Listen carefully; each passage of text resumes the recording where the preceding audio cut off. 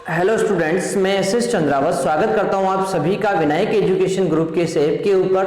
प्यारे विद्यार्थियों, आपके सामने फिर से लेकर हाजिर हो चुका हूं 11th क्लास केमिस्ट्री। और इस 11th क्लास केमिस्ट्री के अंदर अपन चर्चा कर रहे हैं लेसन सेकंड, वो है आपका परमाणु की संरचना, एटॉमिक स्ट्रक्चर के बारे में। प्यारे विद्यार्थियों, पिछले वीडियो के अंदर मैंने आपको विद्युत चुंबकीय विकिरण और विद्युत चुंबकीय विकिरणों की तरंग प्रकृति के बारे में बात की थी। मैंने आपको बताया था कि विद्युत चुंबकीय विकिरणों की तरंग प्रकृति के बारे में सबसे पहले एक वैज्ञानिक हुए हैं मैक्सवेल, इन्होंने बताने का प्रयास किया। और विद्युत चुंबकीय तरंगें जो होती है ये कौन कौन से गुण प्रदर्शित करती है, इनके बारे में चर्चा अपन पिछले वीडियो के अंदर कर चुके हैं। और इस चर्चा के अंदर अपन ने विद्युत चुंबकीय विकिरणों के जो गुण होते हैं उन गुणों में 3 गुण मैंने आपको पढ़ा दिए थे। अब अगला और एक लास्ट गुण यहाँ पर और बचता है, और वो होता है आपका विद्युत चुंबकीय विकिरणों या विद्युत चुंबकीय तरंगों के गुणों के अंदर 4th गुण क्या है, ध्यान से देखने का आप लोग प्रयास करें और साथ के साथ इसको आप लोग नोट भी करते रहें। ठीक है, तो देखो 4th गुण है कि विद्युत चुंबकीय विद्युत चुंबकीय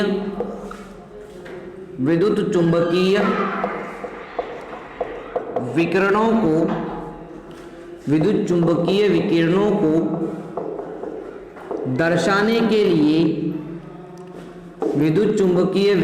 को दर्शाने के लिए विभिन्न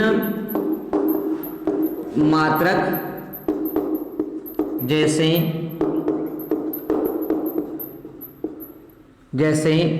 तरंगदैर्ध्य, ठीक है, जैसे तरंगदैर्ध्य, ध्यान रखें तरंगदैर्ध्य को अपन लैम्डा से प्रदर्शित करते हैं, तथा आवृत्ति न्यू, ठीक है, न्यू इस प्रकार से v लिखकर ऊपर से थोड़ा सा घुमा देंगे। तो विद्युत चुंबकीय विकिरणों को दर्शाने के लिए विभिन्न मात्रक जैसे तरंगदैर्ध्य तथा आवृत्ति का उपयोग किया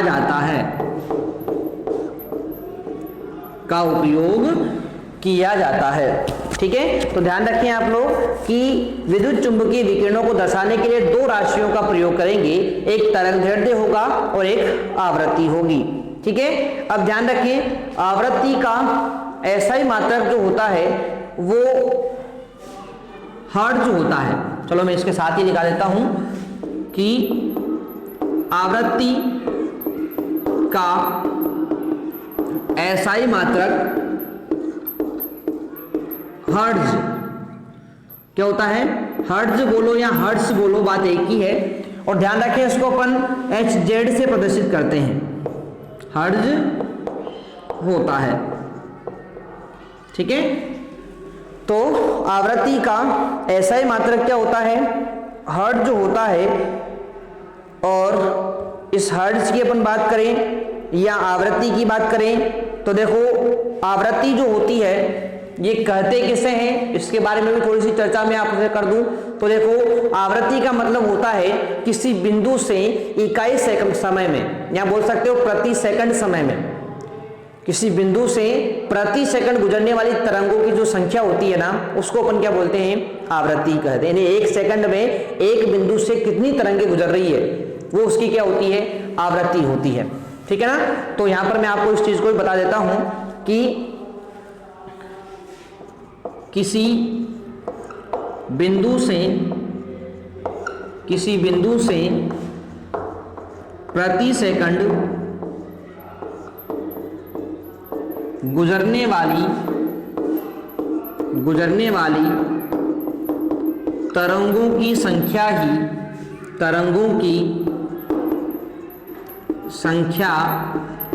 ही आवृत्ति कहलाती है। तरंगों की संख्या ही क्या कहलाती है, आवृत्ति कहलाती है। तो ये तो बात हुई किसके बारे में, आवृत्ति के बारे में बात। अब बात कर लेंगे अपन तरंगदैर्ध्य के बारे में। तो देखो भाई तरंगदैर्ध्य जो होता है ये तरंग की लंबाई होती है भाई, क्या होती है, ये तरंगों की लंबाई, यानी कि चलो इसको मैं यहां पर थोड़ा सा अलग लिख लेते हैं इसको, तरंग दैर्ध्य का तात्पर्य तरंगों की लंबाई से है, तरंगों की लंबाई से है। ठीक है, मतलब सिंपल सी बात यह है कि जिस तरंग की लंबाई जितनी ज्यादा होती है ना, उसका तरंग दैर्ध्य उतना ही ज्यादा होता है। और ध्यान रखें, इसका मात्रक, क्योंकि अपन यहां पर लंबाई की बात कर रहे हैं, इसलिए इसका मात्रक लंबाई के मात्रक के समान, लंबाई के मात्रक के समान मीटर होता है। क्या होता है इसका मात्रक? मीटर होता है, क्योंकि वास्तव में ये तरंगों की लंबाई ही है। और तरंगों की लंबाई को अपन क्या बोलते हैं? भाई लंबाई को अपन मीटर में मापते हैं। अपन जानते हैं ऐसा ही मात्रक लंबाई का मीटर होता है, तो अपन तरंग दैर्ध्य की जो इकाई होती है वो भी क्या लेते हैं? मीटर ही लेते हैं। ठीक है, तो ये चीज आप लोग यहाँ पर ध्यान रखेंगे। अब आप लोग जो है, आप लोगों से यहाँ पर एक चीज पूछी जाती है कि तरंग दैर्ध्य लैम्डा, आवृत्ति न्यू तथा, ध्यान रखिए ये न्यू है, क्या है ये? न्यू। ठीक है ना, इस प्रकार से ये न्यू कहा जाता है। तो आप लोग ध्यान रखें इस चीज को। तो क्या बोल रहा हूं मैं? तरंग दैर्ध्य लैम्डा, आवृत्ति न्यू तथा प्रकाश का वेग, प्रकाश का वेग c में संबंध। कभी आप लोगों से ये संबंध पूछ लिया जाता है भाई, तो इस चीज को भी आप लोग ध्यान रखेंगे। तरंग दैर्ध्य लैम्डा, आवृत्ति न्यू और प्रकाश का वेग c में एक संबंध पाया जाता है, और वो संबंध है आपका c बराबर न्यू लैम्डा। क्या है संबंध? c बराबर न्यू लैम्डा है। ये संबंध आप लोग यहां पर ध्यान रखेंगे। ठीक है, तो ये चीज आप लोग यहां पर ध्यान रखेंगे। क्या है? तीनों में संबंध c बराबर न्यू लैम्डा होता है। ध्यान रखें यहां पर c क्या है? प्रकाश का वेग है। c क्या है? प्रकाश का वेग है। और ध्यान रखें प्रकाश के वेग का मान जो होता है ना, प्रकाश की जो गति होती है वो 3.0 लिख लो या 3 लिख लो, बात एक ही है। 3×10⁸ मीटर प्रति सेकंड होती है। ठीक है, तो ये चीज भी आप लोग ध्यान रखेंगे कि प्रकाश का वेग या प्रकाश की गति आपसे पूछ ली जाए तो कितनी होती है? निर्वात में प्रकाश की गति 3×10⁸ मीटर प्रति सेकंड होती है। ठीक है, तो ये चीज आप लोग ध्यान रखेंगे। ये फॉर्मूला बहुत इंपॉर्टेंट है, आपसे पूछा जा सकता है कि तरंग दैर्ध्य, आवृत्ति और प्रकाश के वेग में क्या संबंध होता है। ठीक है, अब एक और चीज ध्यान रखेंगे, तरंगों को बताने के लिए एक और संख्या अपन काम में लेते हैं। तरंगों को बताने के लिए एक राशि और काम में लेते हैं। ठीक है, और वो चीज होती है आपकी तरंग संख्या। क्या होती है? तरंग संख्या। तरंग संख्या को अपन न्यू बार से प्रदर्शित करते हैं। किससे? न्यू के ऊपर क्या लगा दो? बार लगा दो। इससे अपन तरंग संख्या को प्रदर्शित करते हैं। तो कभी कभी आपसे यह भी पूछा जा सकता है तरंग संख्या क्या होता है। तो ध्यान रखेंगे प्रति इकाई लंबाई में तरंग दैर्ध्य की संख्या को, प्रति इकाई लंबाई में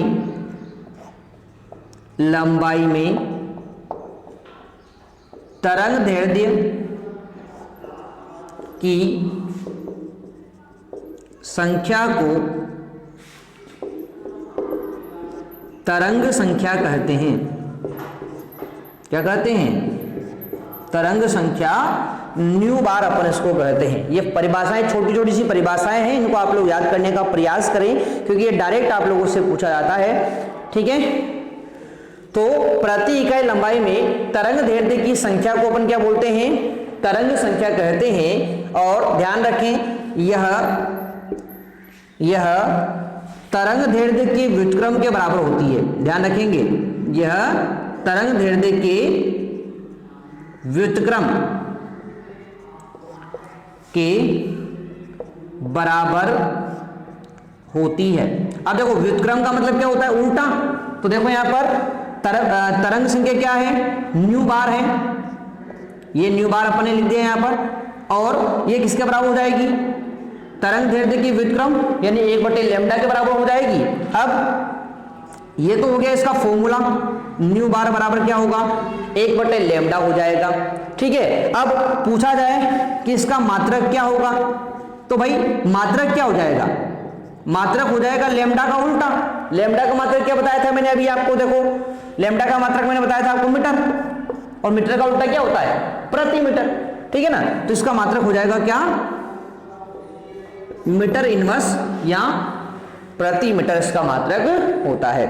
ठीक है, तो ये चीज आपको यहां पर बिल्कुल समझ में आनी चाहिए कि भाई, एक बार मैं फिर रिपीट कर रहा हूं, ध्यान से आप लोग देखेंगे। क्या बताया मैंने आपको अभी तक कि विद्युत चुंबकीय विकिरणों को दर्शाने के लिए विभिन्न मात्रक, जैसे कि एक तो तरंग दैर्ध्य अपन काम में लेंगे यानी लैम्डा काम में लेंगे, और एक आवृत्ति न्यू का उपयोग अपन यहां पर करते हैं। आवृत्ति का ऐसा ही मात्रक हर्ट्ज होता है। क्या होता है, हर्ट्ज, HZ। एक वैज्ञानिक थे हर्ट्ज, उनके नाम पर इसको नाम दिया गया था, और मैंने आपको बताया भी था इनके बारे में कि ये वो वैज्ञानिक हैं जिन्होंने मैक्सवेल के तरंग सिद्धांत का क्या किया था, प्रायोगिक सत्यापन किया था। ठीक है ना, तो वो वैज्ञानिक थे कौन, हर्ट्ज। उनके सम्मान में ही इस आवृत्ति का ऐसा ही मात्रक क्या रखा गया है, हर्ट्ज रखा गया है। आगे बात करें तो किसी बिंदु से प्रति सेकंड गुजरने वाली तरंगों की संख्या आवृत्ति कहलाती है। अब देखो दो चीजें अपन ने देखी कि कोई भी तरंग को प्रदर्शित करने के लिए दो राशियां, पहली राशि क्या बताई मैंने आपको, आवृत्ति न्यू बताई, दूसरी राशि मैंने आपको क्या बताई, तरंग दैर्ध्य लैम्डा बताई। तो इन दोनों के बारे में अपन सामान्य सी बात करें तो क्या होती है चीजें, तो देखो पहले आवृत्ति के बारे में पहले बात करता हूं मैं। तो किसी बिंदु से प्रति सेकंड गुजरने वाली तरंगों की संख्या ही आवृत्ति होती है, यानी कोई भी एक बिंदु है, उस बिंदु से कितनी तरंगें गुजर रही है एक सेकंड में। जैसे मान लेते हैं ये कोई बिंदु है, ठीक है, अब इस बिंदु से एक सेकंड में कितनी तरंगें गुजर रही है, वही क्या कहलाती है, तरंग संख्या कहलाती है। भाई यहां पर क्या हो रहा है, जैसे आपको पता है कि अपने पास प्रकाश आ रहा है, क्या आ रहा है अपने पास, प्रकाश।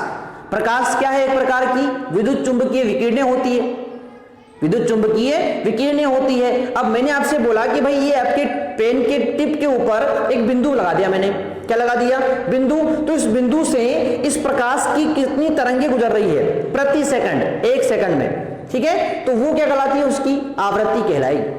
वो क्या कहलाएगी, प्रकाश की आवृत्ति कहलाएगी। तो इस बात को ध्यान रखेंगे, किसी बिंदु से प्रति सेकंड गुजरने वाली तरंगों की जो संख्या होती है उसे अपन आवृत्ति कहते हैं, और मात्रक क्या बताया मैंने, हर्ट्ज होता है। ठीक है, अब बात करें अपन दूसरी राशि तरंग दैर्ध्य के बारे में। तो देखो तरंग दैर्ध्य का तात्पर्य होता है तरंगों की लंबाई, यानी एक सिंपल सी बात ध्यान रखना है, किसी भी तरंग की लंबाई जितनी ज्यादा होती है ना, उसका तरंग दैर्ध्य उतना ही ज्यादा होता है। तरंग की लंबाई जितनी ज्यादा होगी उसका तरंग दैर्ध्य उतना ही ज्यादा होगा। ठीक है, तो तरंग दैर्ध्य का तात्पर्य होता है तरंगों की लंबाई, और इसका मात्रक आपको पता है, जब ये लंबाई के बारे में बात कर रहा है तो इसका मात्रक भी लंबाई के समान क्या होता है, मीटर होता है। ठीक है, अब अपन ने बात की है एक तो आवृत्ति के बारे में, एक तरंग दैर्ध्य के बारे में, और एक और राशि अपन लेते हैं क्या, प्रकाश का वेग।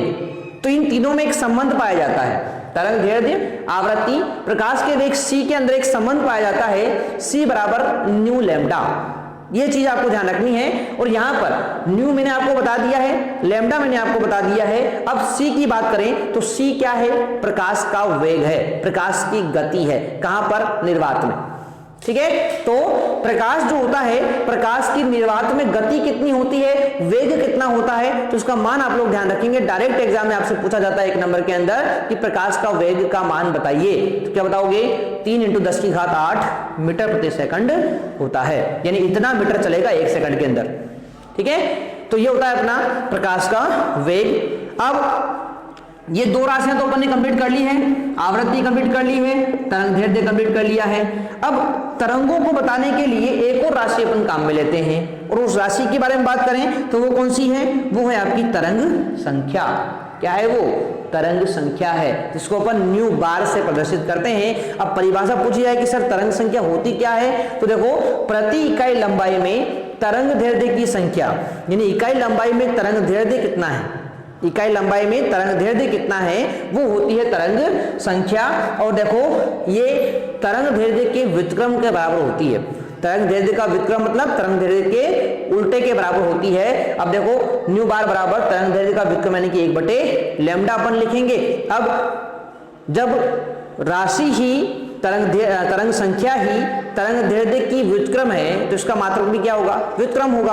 अब देखो तरंग दैर्ध्य का मात्रक क्या बताया था मैंने बताया था आपको मीटर, तो इसका मात्रक क्या हो जाएगा, प्रति मीटर हो जाएगा। ठीक है, तो इस प्रकार से अपन ने यहाँ पर तीन राशियों के बारे में बात कर ली है विकिरणों को प्रदर्शित करने के लिए। और ये राशियां कौन कौन सी हो गई है, ये हो गई आपकी तरंग दैर्ध्य हो गई है, आवृत्ति हो गई है, और आपका हो गया है तरंग संख्या।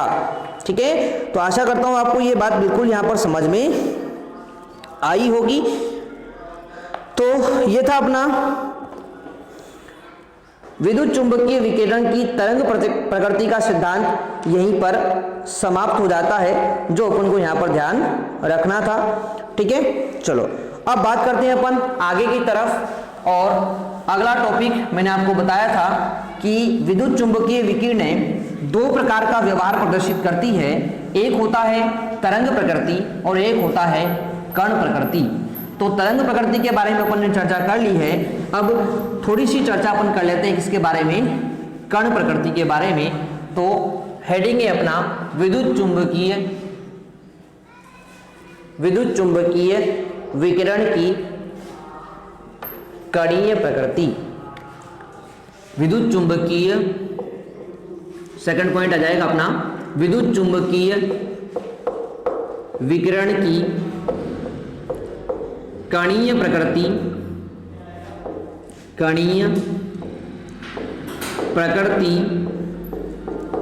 का सिद्धांत,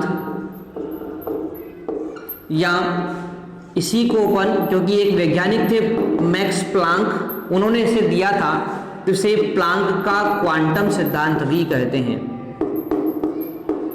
प्लांक का क्वांटम सिद्धांत भी इसको कहा जाता है। ठीक है भाई, तो प्लांक का क्वांटम सिद्धांत भी अपन इसको कहते हैं। ठीक है, अब देखो भाई बात करें अपन यहां पर प्लांक के क्वांटम सिद्धांत के बारे में, विद्युत चुंबकीय विकिरण की कणीय प्रकृति के बारे में। देखो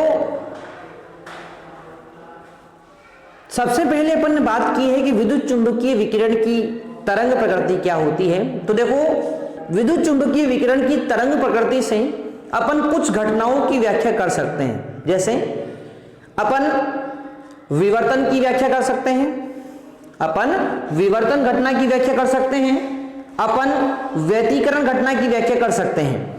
ठीक है, परंतु कुछ घटनाएं ऐसी है जिनकी व्याख्या आप लोग विद्युत चुंबकीय विकिरण की तरंग प्रकृति से नहीं कर सकते हैं। ठीक है, कुछ घटनाएं ऐसी है जिनकी व्याख्या आप लोग विद्युत चुंबकीय विकिरण के तरंग प्रकृति के सिद्धांत से नहीं कर पाते हैं। तो फिर उनकी व्याख्या कौन करेगा? उनकी व्याख्या करेगा विद्युत चुंबकीय विकिरण की कणीय प्रकृति। अब कौन कौन सी ऐसी घटनाएं हैं आज अपन बस इनके बारे में बात करेंगे, उसके बाद अपन मैक्स प्लांक का क्वांटम सिद्धांत कल पढ़ेंगे। तो इस चीज को आप लोग ध्यान से यहां पर देख लें कि नोट करते हैं अपन यहां पर विद्युत चुंबकीय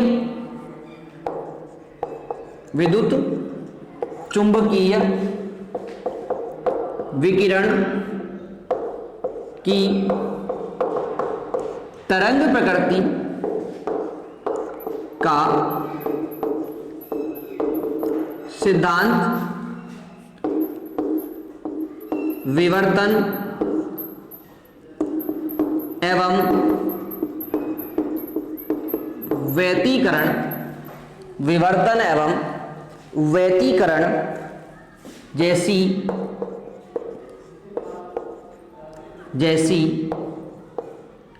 कुछ प्रायोगिक घटनाओं की व्याख्या तो कर सकता है,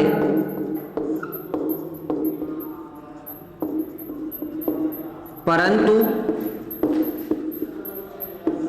निम्न घटनाओं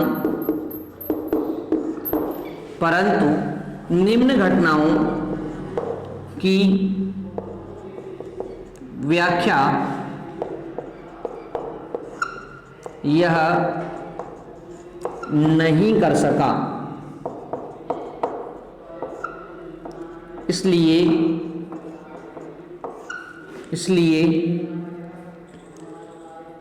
विद्युत चुंबकीय विकिरण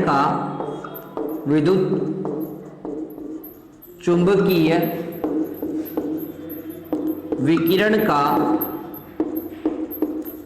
कणीय प्रकृति का सिद्धांत दिया गया, या विद्युत चुंबकीय विकिरण के कणीय प्रकृति के सिद्धांत की आवश्यकता हुई।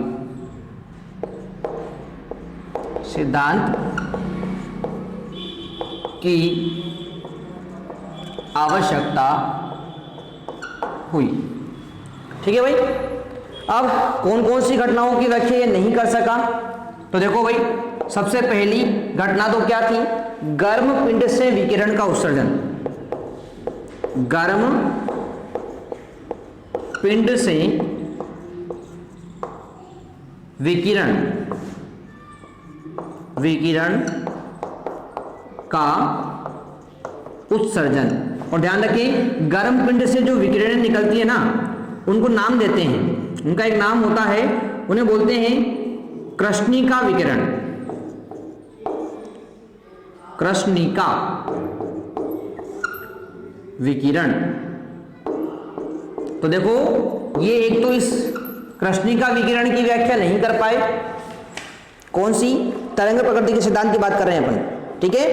उसके बाद दूसरा पॉइंट है, धातु की सतह से विकिरण।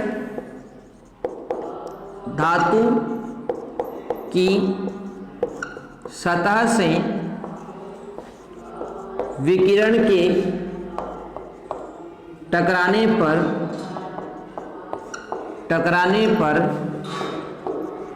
इलेक्ट्रॉन का उत्सर्जन।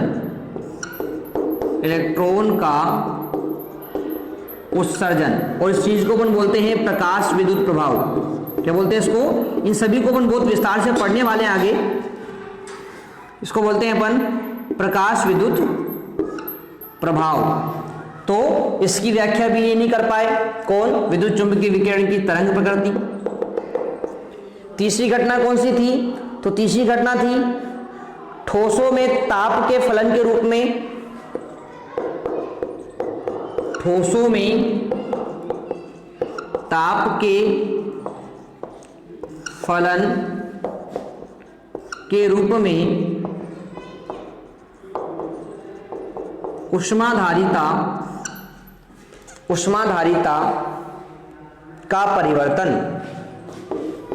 यानी ये परिवर्तन क्यों हो रहा है, इस चीज के बारे में भी तरंग प्रकृति नहीं समझा पाई।